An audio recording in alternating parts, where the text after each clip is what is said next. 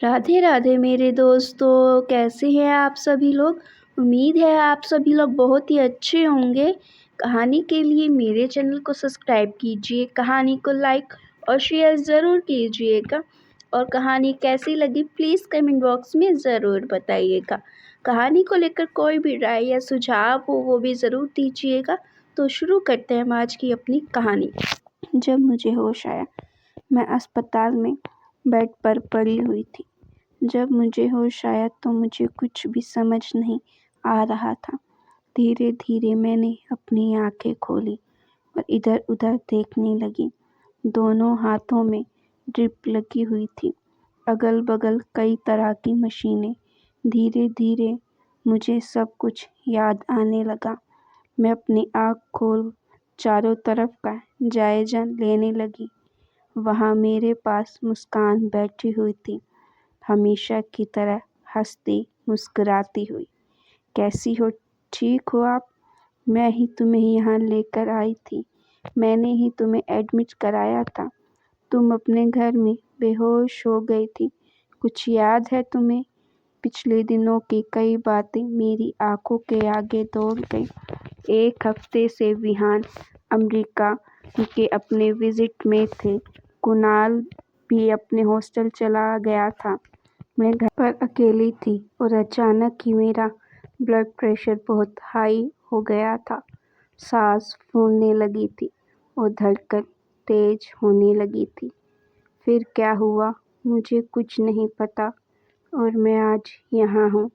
Thank you so much मुस्कान, मैंने बहुत ही मुश्किल से कहा। अरे थैंक यू मत कहो, हमारे रिश्ते में फॉर्मेलिटी नहीं, मुझे बिल्कुल पसंद नहीं। बस अब तुम रिलैक्स करो, बहुत ज़्यादा टेंशन ले लेती हो, इसी के कारण तुम्हारा ब्लड प्रेशर बढ़ गया होगा। तभी नर्स रूटीन चेकअप के लिए आई।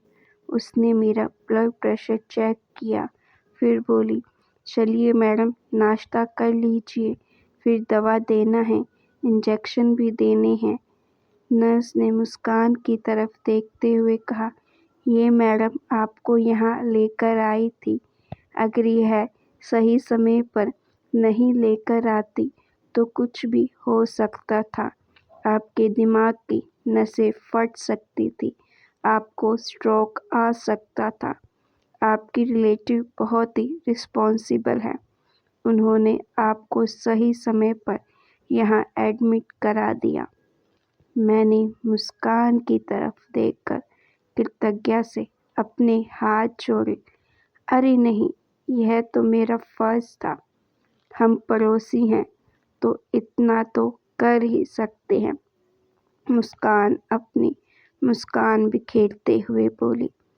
मुझे नाश्ता कराने के बाद उसने कहा, कुसुम अब तुम आराम करो, मैं 2 घंटे में आती हूँ। मैं मुस्कान को जाते हुए देखती रही। कितनी हंसमुख है, कितनी जिंदा दिल। ना जाने क्यों उसे देखकर मैं असुरक्षा की भावना से घिर जाती हूँ। उसने के जाने के बाद नर्स ने मुझसे कहा, आप आराम कीजिए मैडम, जितना ज़्यादा आराम करोगी उतनी जल्दी रिकवर करोगी। मैं अकेले कमरे में थी, मेरा मन पुराने दिनों में दौड़ने लगा था। शादी की पहली ही रात को विहान ने मुझसे कहा था, कुसुम मैं तुमसे शादी करने के लिए तैयार नहीं था। बचपन से ही अपनी दोस्त मुस्कान से शादी करना चाहता था, मगर हम दोनों के रूढ़िवादी माता पिता ने सिरे से इनकार कर दिया। वे लोग इस शादी के लिए बिल्कुल तैयार नहीं थे। बहुत ही मजबूरी में मैंने यह फेरे तुम्हारे संग लिए हैं। मैं तुम्हें धोखा नहीं दे रहा हूँ, बस मुझे समय दो कि मैं तुम्हें अपना सकूं। बोलते हुए विहान की आंखें भर भरा कर बह निकली और मैं लाल जोड़े में बैठी हुई मैं अपने आप को सिमट गई। मगर विहान ने मुझे कभी शिकायत का मौका नहीं दिया। वह मेरा पूरा ख्याल रखते, मेरी खुशियों का ख्याल रखते, मुझे खुश रखने का हर तरीके से प्रयास किया करते थे। मैं उनके साथ खुश थी, मगर वह नहीं। वह आज तक मेरे होकर भी मेरे नहीं हो पाए थे। सिर्फ अपने माता-पिता की इच्छा और कर्तव्यों का निर्वाह कर रहे थे। मुस्कान अभी भी अपने माता-पिता के साथ ही पड़ोस में रहती थी। मुझे लगता था कि उसके माता-पिता उसकी शादी क्यों नहीं कर रहे हैं। मैं अपने सास-ससुर से पूछा भी करती थी तो किसी से भी जवाब नहीं मिलता था। जब भी विहान टूर पर जाते, मुझे उन पर शक होता। जब भी देर से लौटते, मुझे शक लगा रहता कि कहीं यह मुस्कान के साथ तो नहीं थे। कितनी बार विहान ने मुझे समझाया, मगर मेरा शक घर करता जा रहा था। धीरे-धीरे विहान ने अपना ट्रांसफ़र दूसरी जगह करा लिया। समय के चक्र में कुणाल हमारी गोद में आ गया और फिर उसको पढ़ाते-लिखाते वह कब बड़ा हो गया, मुझे पता भी नहीं चला। और एक दिन फिर से मुस्कान हमारे घर के सामने वाले घर में आ गई। वह किसी स्कूल की प्रिंसिपल बनकर आई थी। उसका आना-जाना लगा रहता था घर पर। विहान भी बड़े प्यार से उससे बातें किया करते थे। मुझे बड़ा ही गुस्सा आता था। इस बात पर मेरी विहान से बहस होती रहती थी। विहान अमेरिका जाने से पहले मुस्कान से मिलने गए थे, मुझे बिना बताए। जब मैंने यह सुना तो मुझे बहुत तेज़ गुस्सा आया। मैंने उनसे पूछा, कुसुम, लगभग 15 दिनों के लिए मैं अमेरिका जा रहा हूँ। तुम यहाँ अकेली हो और तुम्हारी तबीयत भी ठीक नहीं है। कुणाल भी नहीं है। कोई तो होना चाहिए ना तुम्हारे साथ। मुस्कान ही बची है मुझे देखने के लिए। मैंने व्यंग बाण छोड़ते हुए कहा। हाँ, विहान ने मौन साध लिया। उस दिन कुणाल अपने हॉस्टल चला गया था। विहान अमेरिका पहले ही निकल चुके थे। लगभग 1 हफ्ते से मेरी तबीयत खराब चल रही थी। उस दिन ना जाने क्या हुआ, मेरा सिर कैसे घूमने लगा और मेरी धड़कन इतनी तेज होने लगी। मैं संभालते-संभालते ना जाने कैसे गिर पड़ी। मुझे कुछ भी होश नहीं था।